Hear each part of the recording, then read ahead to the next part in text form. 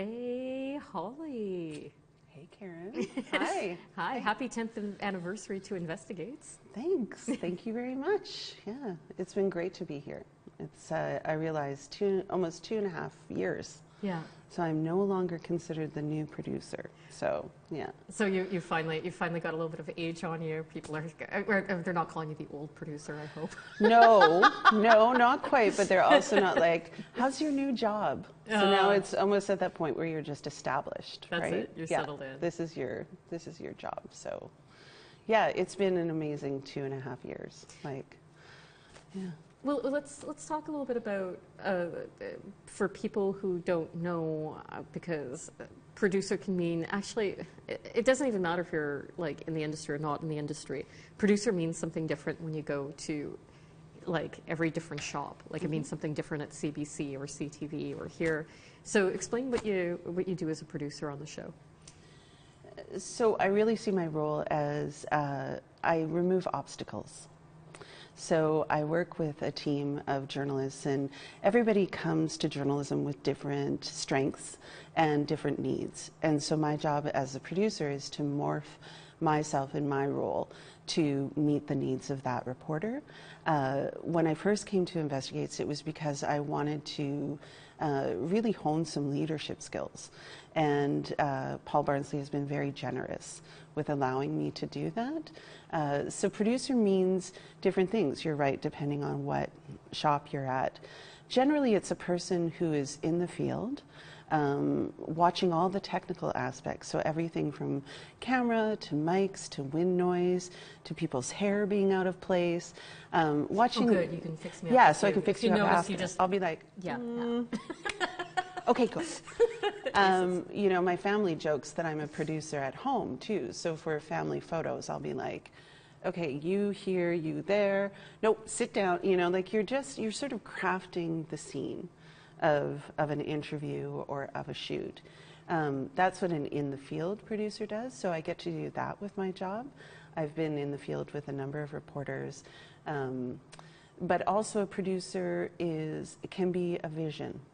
So when a project is brought to us, you know, I'm thinking about doing solitary confinement. My mind just immediately fires. Well, what does that mean?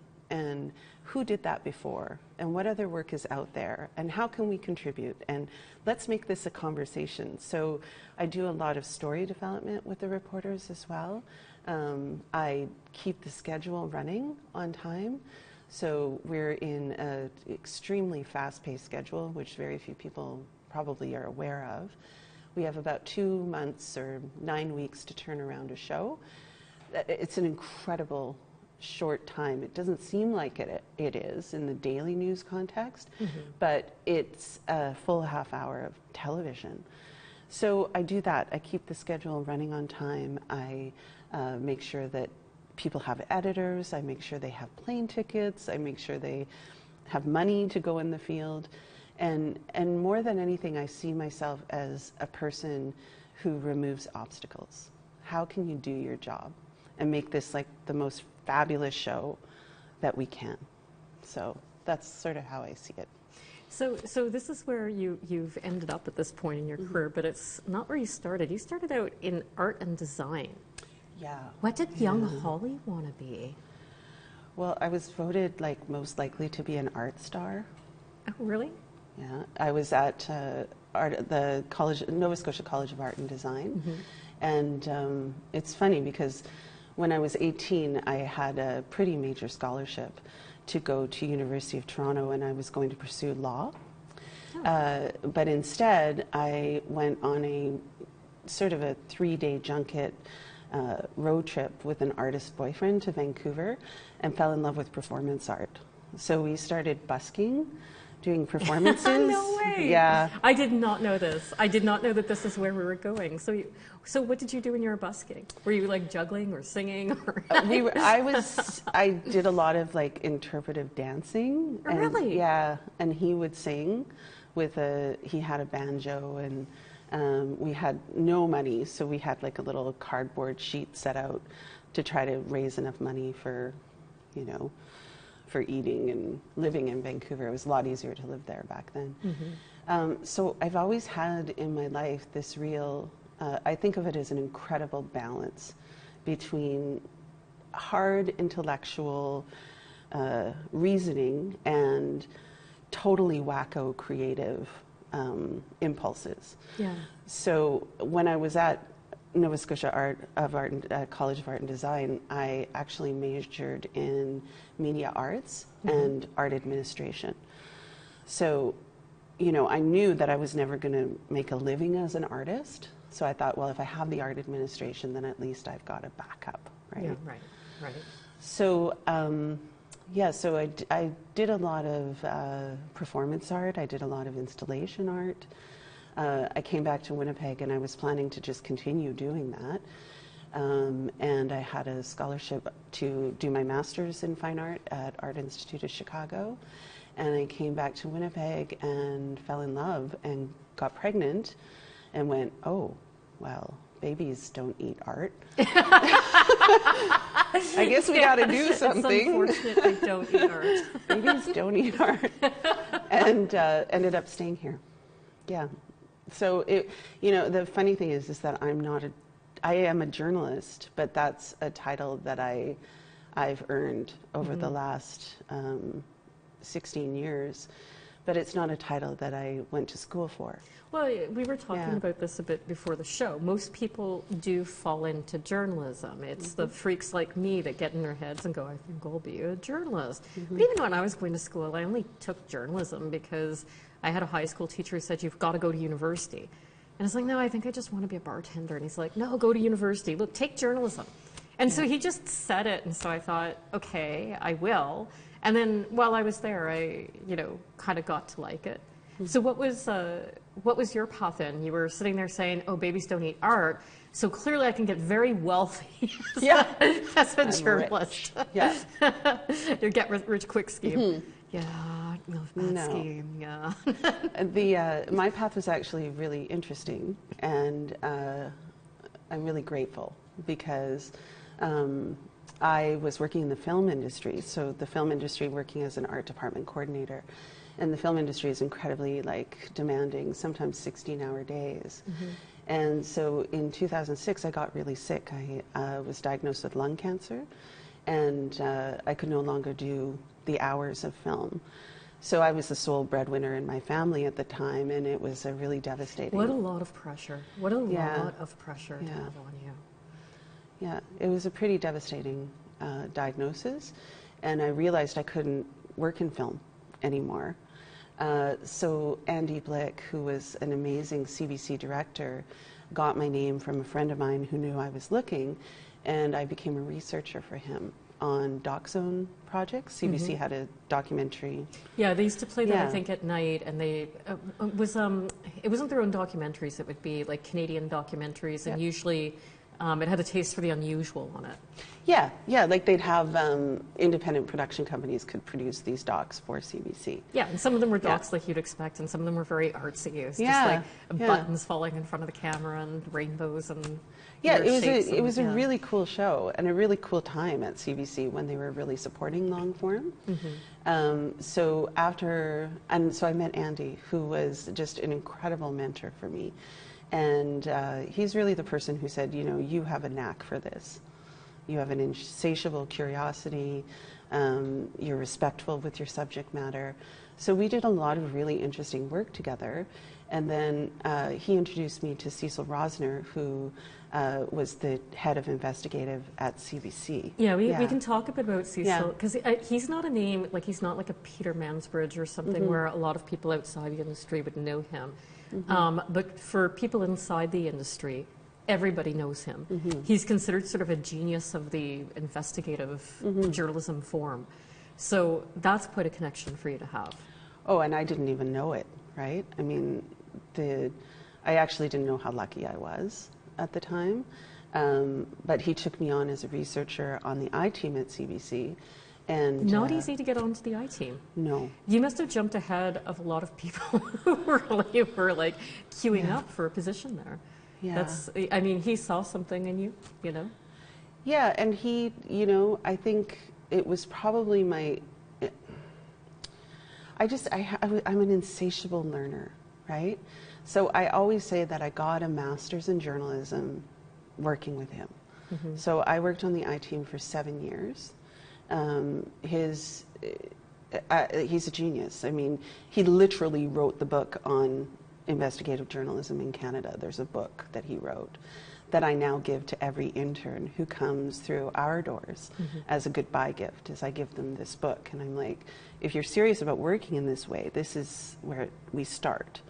So yeah, and then when I was looking around at CBC because I was very interested in doing Indigenous investigative journalism, and I found sometimes they had a problem bridging from the I team to the Indigenous unit. There's maybe we should just say I team means investigative team. Yeah, sorry. This is this is a shortcut. Like I hear it and I don't even hear it anymore. It's like it's the cool team to be on at CBC. So it's got the cool shortcut.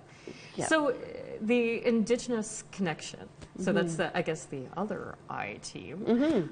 The II team. The II team. Yes. Yeah. Don't steal that, CBC. Do not steal our stuff. The CBC was talking about creating like an Indigenous unit back, God, when I was starting in journalism. So when did I graduate? I was somewhere around 2000. Because I know they had a meeting with us and then nothing ever came of it. And then they started going onto the web, and their web wasn't what it is now. They weren't embracing the web at the time. But it was, the web jobs were just that you would take what had been produced for radio and television and rewrite it and stick a story up. And they were talking about having an Indigenous portion of that. So this whole idea of forming an Indigenous unit, you were there to kind of witness when it actually started working. Yeah, I was. And I actually worked with them on a number of nationwide projects, some that I, were just incredibly proud of. We worked on a huge nationwide story. So my role was to take stories that could work in other regions. Was a story around called Unfounded, and it was an offshoot of the Missing and Murdered Indigenous Women and Girls database, and it was all stories where no foul play or accidental death had been determined in the death of a woman, and we worked night and day on that. But I found that I wasn't able to fully do that work all the time, and I realized that if I was really serious as an investigative journalist about holding powerful forces to account, this is where I had to be working.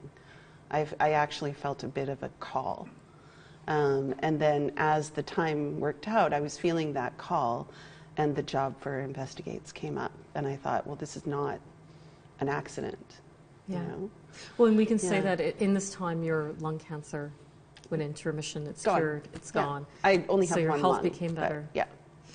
And so that brings us into Investigate. So we can talk a little bit about this piece. We can talk about TB, I think. TB is actually a disease, they call it like a disease of the poor. In all these first world countries, it is only Indigenous people that continue to have tuberculosis. But you take like a long look back at when it first becomes a problem for Indigenous people. Tell me about that. So it was a story called The Cure Was Worse, which was Paul Barnsley's, my boss's title. And it was a look back at Indian hospitals and TB sanatoriums.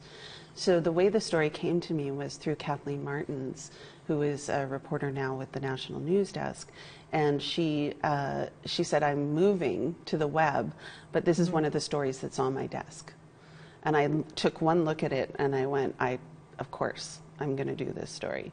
I realized that because health is a provincial responsibility, that there would be a number of documents and archives in provincial archives.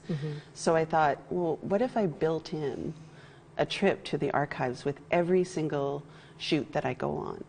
And Paul Barnsley said, okay, well, go ahead. So I went, and I believe we have the largest collection of documents relating back to Indian hospitals, probably in Canada now. And so that's one part of my practice is let's talk about truth with information. The other part of my practice is, because you can do that forever and nobody's going to care. Yeah. The other part of my practice is, well, who was affected by this? That's it. And Because if it had no effect, then why care? yeah, it's just policy then, Yeah. right? So that show was a real, I guess, coming together of those parts of my practice. And so I met a guy named Gerald McIver, who's a local staple around here. We can give Gerald like a shout out because Gerald's he's local First Nations guy, and you know he goes on Facebook. He's really involved in like the news. I think he's mostly Facebook, not really Twitter. That's where he gets me. So he's friends with this big community. He shouts out news all the time and writes letters and, you know, sort of keeps, I think, journalists on their toes. Because every now and then he sends in an email complaining about our coverage. And sometimes I'm just like, it's fine. And I write back to my own, it's fine. And then sometimes I'm like, oh yeah, we screwed up. But I'm actually, I'm grateful for it, right? Because we need to have that accountability back, and it's good when people notice things. So he's a bit of a character. He's tireless too. Yeah. I mean, like so we went to this sanatorium. I found out that the sanatorium where his brother was kept was still operating. And so this is a great story. In Ninette, Manitoba. And so we pull up and we can't find it because it's in the middle of a campground, but it's huge. I mean, it's like 12,000 square feet. So we pull up and we're like, oh, there it is. And I was like, well, there's a car out front. That's weird. And so we go up and we knock on the door and this woman answers and she's like, oh, I own this place. And I'm like, what, like for a museum? And she's like, no, for my house. And I was like, okay. So we got in and walked the halls of this sanatorium that has basically, it looked like people like dropped the syringes and walked out.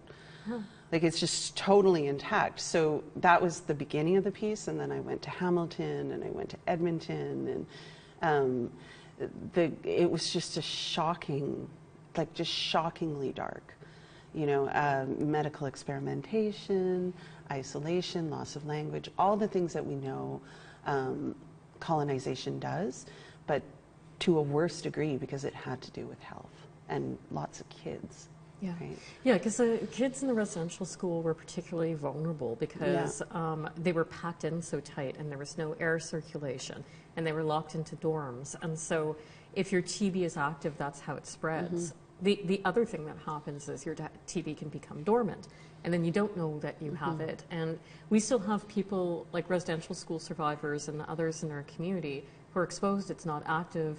They get older, they get sick, their immune system weakens and it becomes active. And this is where we're seeing modern day outbreaks of TB. The housing situation does not help, the overcrowded housing, right?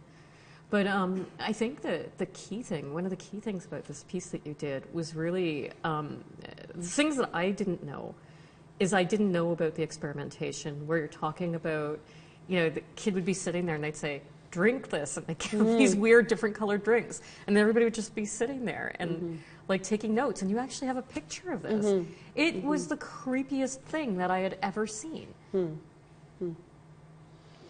It was also incredibly emotionally devastating, right? Because you had people talking about the darkest times that they'd ever experienced. And, you know, one of the things that hit me was one of the researchers said they were packed into ships coming down from the north. And so they didn't have the technology to see if you had TB when you were up in the north. So if you didn't have TB when you got on that ship, you'd have it by the time you got off, And I just thought, that's a genocidal act. Well, and then there was the woman also that you have in that piece that wasn't sick. And how long did she spend away from her family? She was there for 2.5 years. Yeah. So it becomes almost like this other residential school experience.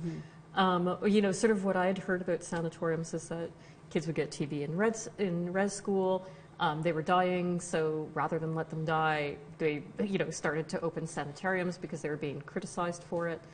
And that was kind of the end of what I heard about it. They were supposed to be good places, but they weren't. Well, and the TRC does talk about Indian hospitals, but not in depth. And I just felt like we had this incredible opportunity to add to that history. And Gerald always likes to point out that we inspired a Wikipedia page. That now there's a Wikipedia page on Indian hospitals. And that wasn't there before. Yeah. That's awesome. Yeah. And, Amnesty International has now recognized the piece for their Human Rights Award this year. That's right. Congratulations. I was going to bring that up. Congratulations. Yeah. Thank you. It's not just me. Like, I have a huge team and people to, like, honestly, it's not, I wish we could all go. So that's one of the things that I really love about my job, is that I get to do a story a year. And so I still get to be a journalist, and I still get to make other people's stories really sing. It's kind of a perfect combination. Well, yeah, because I will say, because I'm in that position now where, like, I mean, this is like a treat for me to be able to do these interviews, because I really am not out in the field anymore. Yeah. I've got the desk job, So, like, when you have that, like, it's great to do that management kind of piece of it, but you get so jealous of people who get to go out in the field and do the stories. Yeah. Like, it's just a constant envy. So, well, and I think by me being in the field, I'm keeping everybody else fresh. So in the last, in Colin Crozier's last piece, he went to the Saskatchewan archives to look up AIM commercials, and so I keep feeling like the things that I'm allowed to do in the field, I'm able to bring back and be like, hey, you guys, did you know? And I am just in love with this team. Like, the big part of my next career steps was to do mentoring.